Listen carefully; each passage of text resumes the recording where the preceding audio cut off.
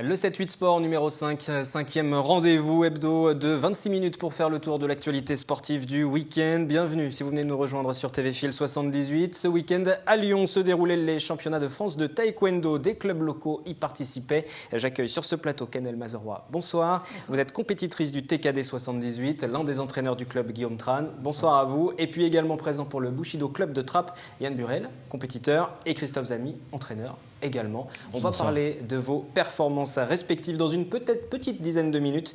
Le temps de retrouver Anthony Reich. Il a rencontré un équipage yvelinois qui prépare le 4L Trophy, ce rendez-vous dédié aux étudiants. Départ prévu le 14 février.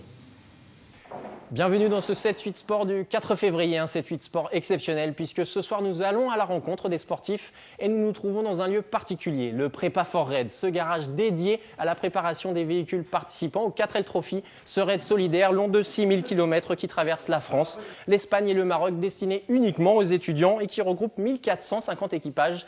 Et parmi ces 1450 équipages, il y a deux Saint-Quentinois qui tentent leur premier raid, leur premier 4L Trophy. Il s'agit de William Hudov et Bastien Guilbault. Ils sont tous les deux avec moi. Bonsoir à tous les deux. Bonsoir. Bonsoir. Alors, c'est votre première expérience sur ce raid solidaire. Comment on vient au 4L Trophy ? On en entend déjà parler par les médias. C'est vrai que c'est la 16e édition cette année, donc c'est très médiatisé. Et tous les deux, l'un de notre côté, on en a entendu parler, on s'est concerté. Et puis on en est venu comme ça, voilà, qu'est-ce que c'est ? On s'est renseigné, on fait les préinscriptions, on monte notre association et puis on recherche des sponsors et puis on est parti. Le projet, il naît quand à peu près, Bastien ? Il y a 1 an, 2 ans, 3 ans ou c'est plus récent ? Bon, on en a entendu parler à la session de l'année dernière, donc à la période de février, là, comme cette année. Et au fur et à mesure, on s'est dit, ouais, pourquoi pas nous, quoi. Donc, c'est parti. On a mis 2 mois à faire tout ce processus de réflexion. Et puis, vers fin avril, c'était parti, quoi. Alors, le nom de votre équipe est un peu aussi particulier puisqu'il s'agit du Team Quatrophy. Alors, d'où ce nom ? D'où ça vient en fait ? Il y a une histoire particulière un petit peu, des origines spécifiques ? Bien sûr, c'est pas recherché par hasard. On travaille tous les deux dans un circuit d'automobile, donc on connaît pas mal le sport mécanique. Et parmi donc, le mot Quatrophy, notre association, il y a 2 mots, donc Quattro, un célèbre véhicule qui a fait notamment des raids, comme celui qu'on va faire, et le mot Trophy qui fait partie du 4L Trophy. Et alors, donc il y a une petite expérience de mécanicien, j'imagine, quand on travaille sur un circuit ? Tout à fait, on peut dire ça. On a vraiment les yeux rivés sur les véhicules quand ils passent devant nous. On est bien absorbé par cette petite passion. Et donc on en est venu justement, ça nous a amené au 4L Trophy, mettre les mains un petit peu dans le cambouis, faire de la mécanique. Au départ, on était vraiment théorique et maintenant, grâce au garage, ça a pu nous permettre d'avancer, de faire notre préparation nous-mêmes et d'apprendre énormément. Alors, je le mentionnais tout à l'heure, ici on est dans un lieu particulier, hein, le Prépa for Raid, ce garage dédié juste aux préparations des véhicules pour ce 4L Trophy. Ils vous aident énormément, ils vous ont peut-être aussi tout appris peut-être sur la mécanique d'une 4L ? C'est certain, le garage Prépa for Raid est vraiment spécialisé dans les 4L, les 4L pour Raid, donc Prépa 4 Raid. Et effectivement, ils nous ont accueillis les bras ouverts et c'est eux qui nous ont vraiment tout appris. D'ailleurs, on ne peut que les remercier parce que sans eux, on ne serait pas là aujourd'hui. Et j'imagine que Bastien, auparavant, une 4L, vous n'étiez jamais monté dedans. Jamais monté dedans et puis on n'avait jamais idée qu'on y monterait un jour dedans, surtout. C'est des vieilles voitures, donc c'est sympa, quoi. C'est la découverte totale de la voiture en elle-même, mais aussi de sa mécanique, puisque ça a beaucoup changé ces dernières années.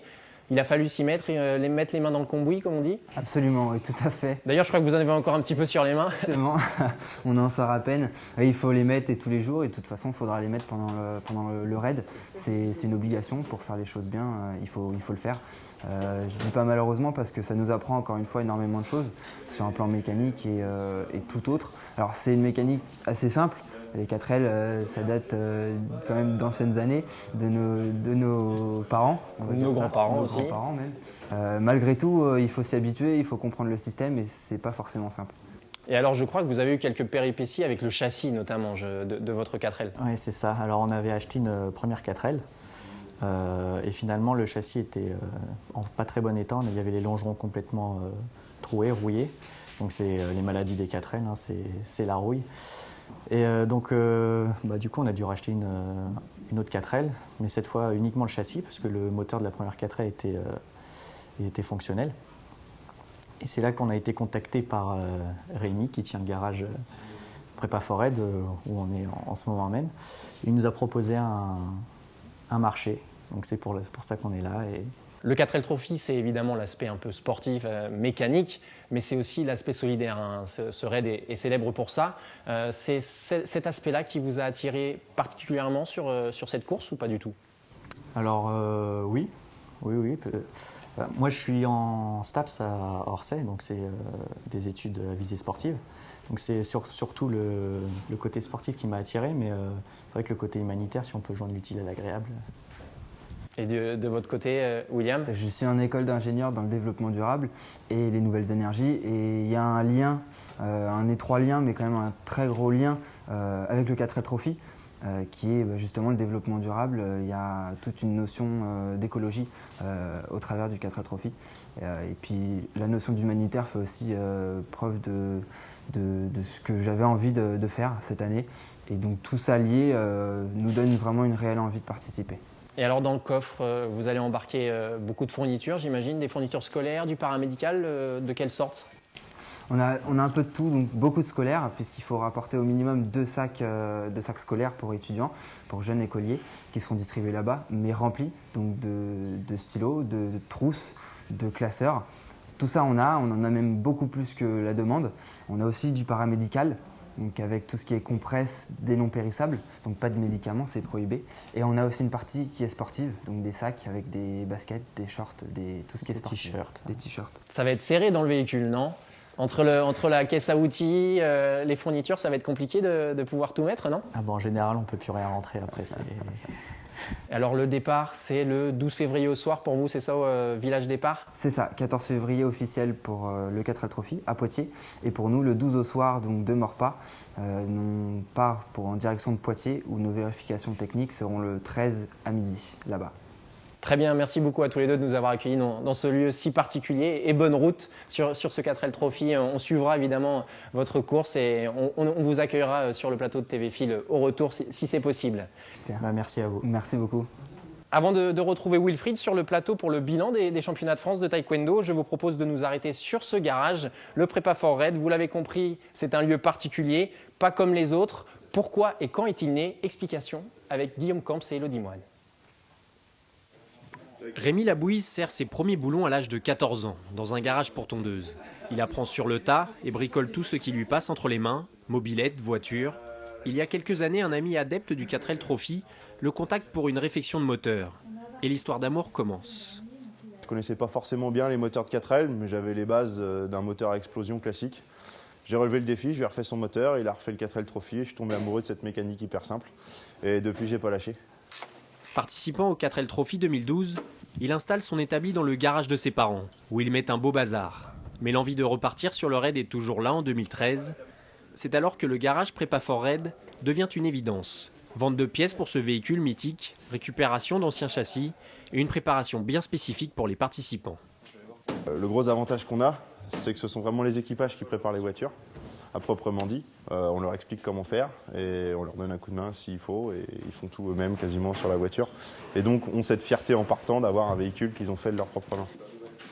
Ce garage est particulier à un autre titre. Sous les capots se cache une mécanicienne. C'est pas toujours évident, on se moque un peu de moi quand je pose des petites questions. Rémi, c'est quoi ce truc-là? Ça va où? Voilà, c'est vrai que c'est pas forcément évident, mais j'ai vraiment beaucoup appris et c'est vrai que c'est super intéressant. Par exemple, au Trophy, je dépannais des mecs, quoi. C'était un peu voilà quoi. Donc voilà, c'est assez intéressant quoi. Victime de son succès, Prépa Forred refuse de plus en plus d'équipages. Pour une préparation complète du véhicule, le garage réclame une centaine d'euros par mois. Et nous poursuivons donc cette édition du 7-8 Sport en plateau à présent ce 4 février avec les participants au championnat de France de taekwondo. C'était ce week-end à Lyon. Je vous représente nos invités si vous n'étiez pas avec nous au début de cette édition. Canel Mezeroy et Guillaume Tran donc du TKD 78 et Yann Burel et Christophe Zamy du Bushido Club de Trappes. Félicitations à tous les quatre parce que vous avez obtenu de bons résultats lors de cette compétition.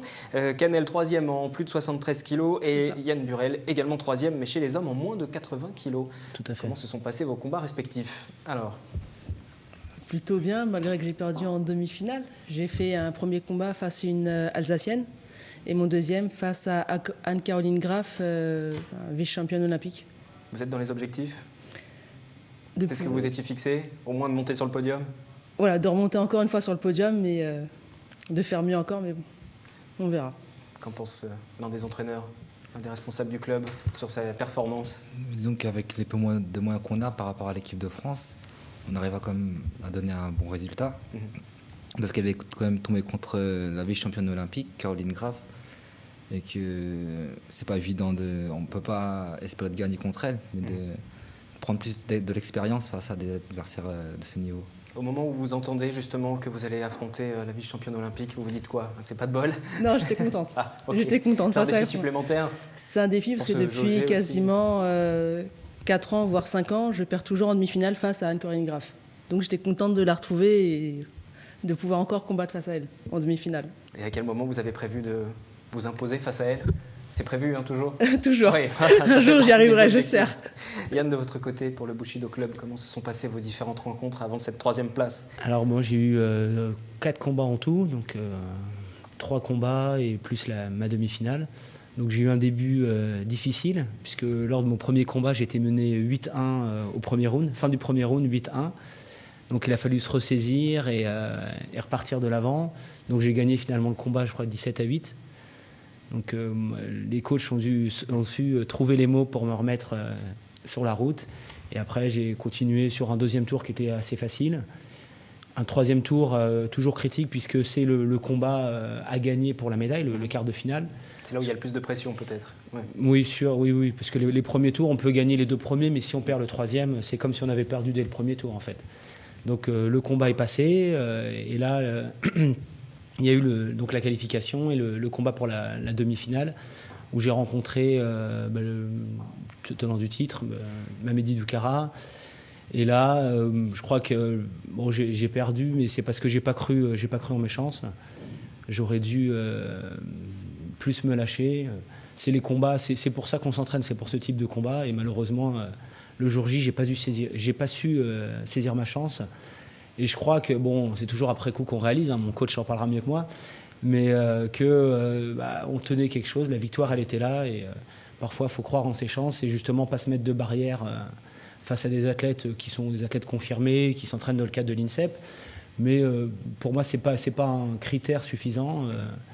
Tout est possible, on est en face d'êtres humains et c'est nous qui nous mettons des barrières. Je partage alors cette analyse. C'est une barrière psychologique, c'est tout? Disons, là, il a tout dit, hein, je veux dire, par rapport à son analyse concernant son combat, concernant la manière dont il a appréhendé l'événement. Effectivement, je crois que, pour le coup, il est très objectif concernant sa performance et concernant son état d'esprit. Et comme il le dit lui-même, certes, Mamedi, il a été champion du monde, il a été multiple champion de France dans cette catégorie, donc c'est effectivement gérer l'événement plus le statut de l'individu en face, c'est pas forcément évident. Mais comme il le dit lui-même, c'était pas faute de préparation, c'était plus faute sur le moment de saisir cette chance, cette opportunité pour pouvoir enfin passer un cap face à un athlète de ce type, quoi. Que ce soit pour vous ou pour vous, la différence est la même quand on rencontre un athlète confirmé qui s'entraîne au quotidien professionnel. Il manque un déclic, ça se fait dans la tête? Ce n'est pas une...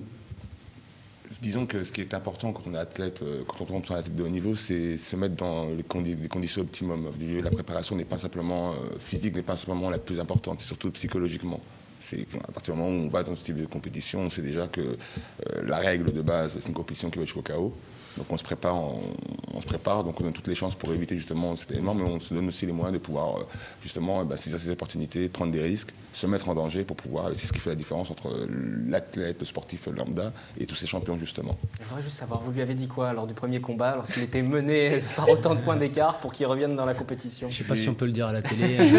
Oui, avec vos mots à vous, mais en imaginant qu'il est tôt là. Voilà. Donc ce que je lui ai rappelé simplement, c'est que lui-même, c'était un ancien membre de l'INSEP, certes il va plus depuis quelques temps, qu'il a fait partie aussi à un moment donné en tant que partenaire d'entraînement pour l'équipe de France, qu'il a déjà côtoyé Mamedi en interne, qu'il a les qualités et que tout le monde sait, même dans le milieu du taekwondo, que tout le monde est toujours plus ou moins surpris de voir Yann ne pas des fois s'exprimer comme il devrait le faire. Donc pour le coup, ce que je veux rappeler, c'est simplement qui il était, la qualité en tant qu'individu, en tant qu'homme, et en tant qu'athlète, et qu'à un moment donné, il fallait qu'il arrive à aligner les deux pour pouvoir justement ne pas passer à côté de l'événement. Et il a repris confiance. Et donc cette 3e place, Canel, j'aimerais juste un mot par rapport à votre frère.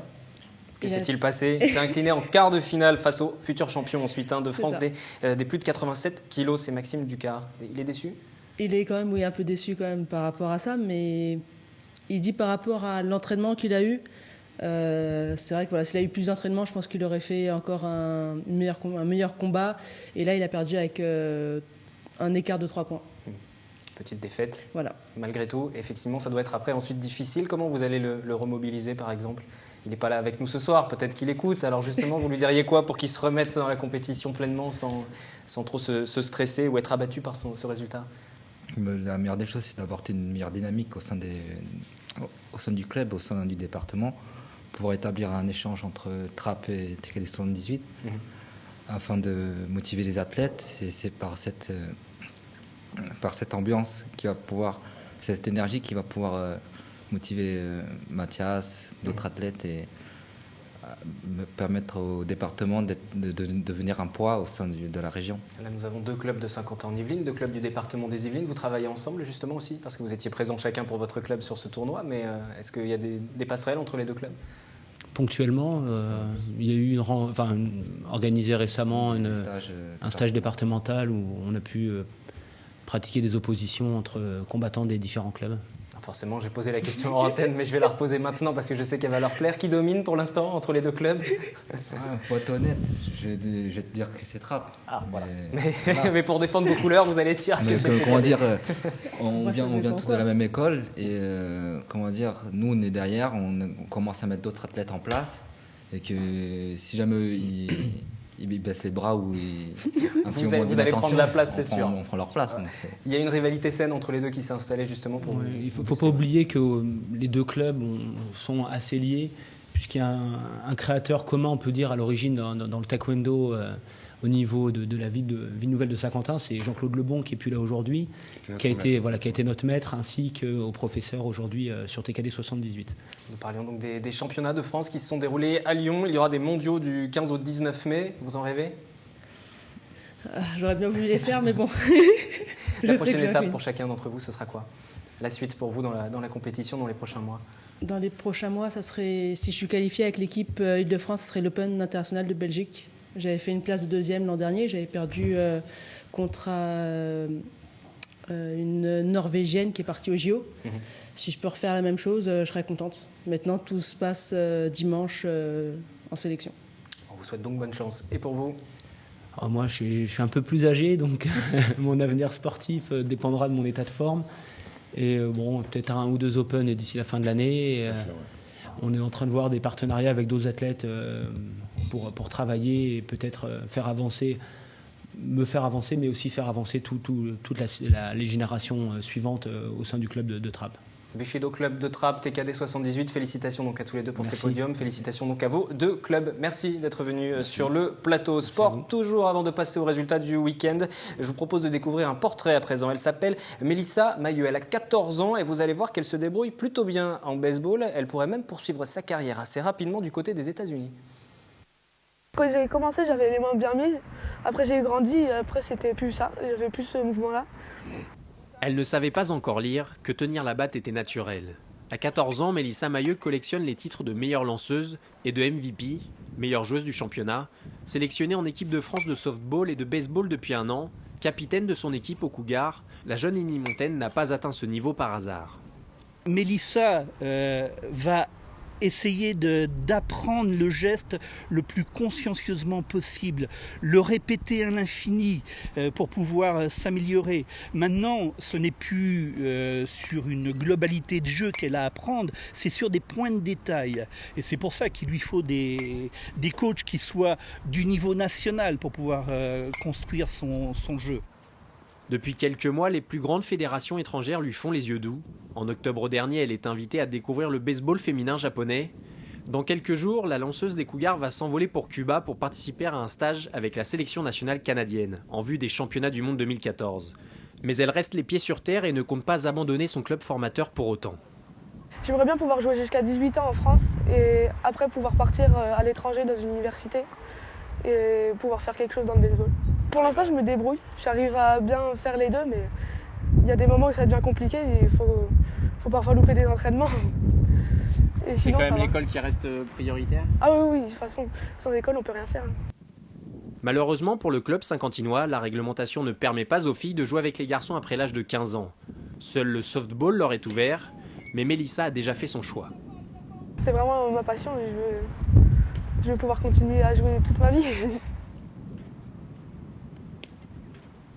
L'essentiel du week-end, l'essentiel des résultats sport à présent avec quelques tableaux qui vont s'afficher. Tout d'abord du handball féminin et vous allez le voir, Montigny s'est imposé à domicile dans le cadre de la 13e journée de National 2, 31-22, large victoire acquise dès la mi-temps. Une victoire qui leur permet de s'accrocher à cette 5e place au général. Le podium est encore loin, le premier, Le Havre, compte 9 points d'avance. On passe au basket et une fois n'est pas coutume, c'est Trappes chez les hommes qui l'emporte alors que le Chesnay Versailles en féminine s'incline. Une défaite sur le fil pour les féminines d'ailleurs, ce qui nous donne tout d'abord au classement en ce qui concerne l'équipe féminine.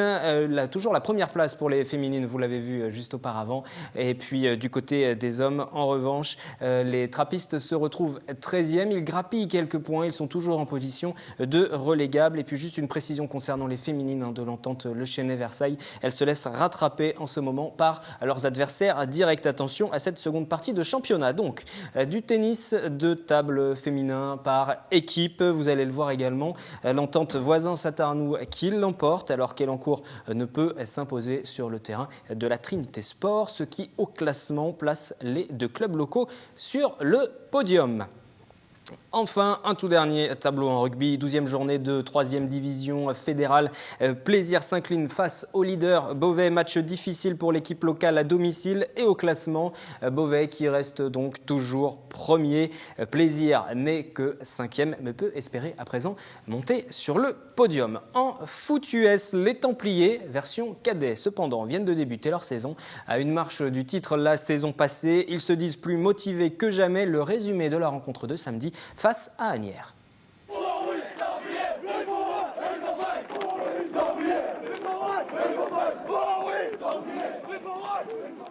Objectif numéro 1, champion de France. Objectif clair pour les Templiers d'Elancourt, pas de place au doute au sein de la formation des cadets, finalistes de conférence l'an passé et pourtant des premières minutes hésitantes, à l'image de ce lancer et un receveur à la peine. Quelques minutes plus tard, même action, précision toujours hasardeuse. Les Molosses d'Asnières se montrent plus efficaces et ne manquent pas l'occasion d'ouvrir le score sur cette course d'une vingtaine de yards.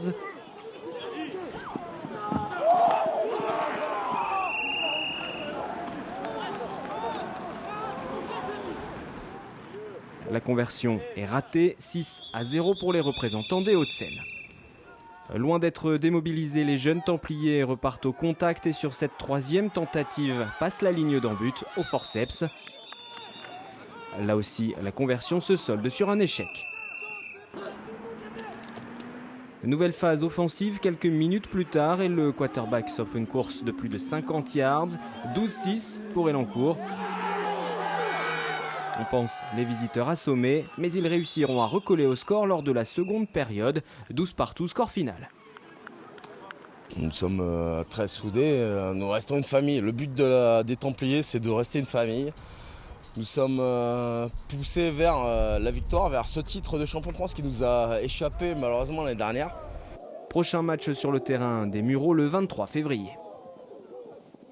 A noter que l'équipe junior s'est imposée le dimanche face au Corsaire d'Evry 29-6. Début des championnats des seniors programmés le 16 février sur le terrain des Spartiates d'Amiens. Il faudra attendre la semaine prochaine pour voir évoluer donc les Templiers sur leur terrain. Pour conclure, un mot sur le Vendée Globe. C'est habituel avec Tanguy Delamotte, le skipper versaillais qui poursuit son aventure solitaire en pleine mer. Quelques nouvelles sur le plan sportif déjà. Il est toujours à la 11e place à quelques 2600 milles des Sables d'Olonne. Il a subi un choc dans la nuit de samedi à dimanche. Il a non seulement cassé le safran tribord et entraîné également une voie d'eau sur son bateau. Mais pour autant, il reste confiant. Message posté hier justement sur son Twitter officiel. Je suis au ralenti mais pas stoppé. On le connaît. On sait qu'il garde forcément espoir. Et puis quelques heures auparavant, juste avant cet incident sur son bateau, il avait posté une vidéo. Vous la voyez actuellement à l'image. Il s'exprimait à l'attention de David Beckham. Le skipper, rappelons-le tout d'abord, est engagé pour l'association Initiative Cœur. cœur. 12 enfants malades du cœur vont être opérés grâce aux fonds récoltés par sa participation. Et dorénavant, il souhaite que David Beckham se joigne à lui. Vous le savez, le joueur du PSG a décidé de donner son salaire à des associations. Et pourquoi pas Initiative Cœur. Voilà, c'est la fin de cette édition du 7-8 Sport. La semaine prochaine, nouveau point, 26 minutes pour l'essentiel du sport, le 7-8 Sport sur TV Fil.